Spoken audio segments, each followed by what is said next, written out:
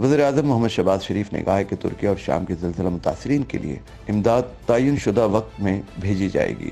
23 मार्च 2023 तक तुर्किया में सर्दी से बचाव के 50,000 खेमे भेजे जाएंगे।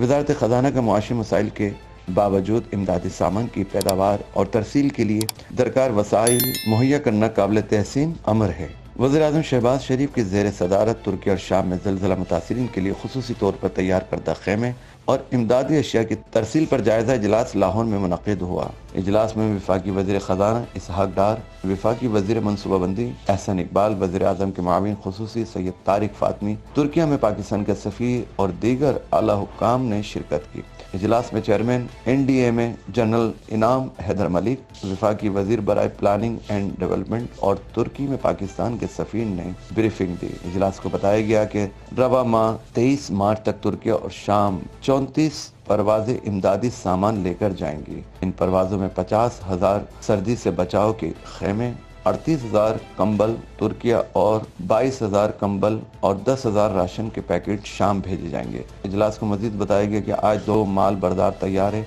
220 टन इमदादी सामान लेकर तुर्किया के लिए रवाना होंगे। इसके अलावा आज तुर्किया और शाम के ज़िलज़िले मुतासिरीन के लिए पाकिस्तान नेवी का दूसरा बहरी जहाज सामान लेकर रवाना होगा। वज़ीर-ए-आज़म ने तुर्किया और शाम के लिए इमदादी सामान की मुअय्यना मुद्दत में रवानगी को यकीनी बनाने की हिदायत करते हुए कहा कि खेमों के मयार को यकीनी बनाने के लिए तुर्किया भेजने से पहले रैंडम चेकिंग की जाए।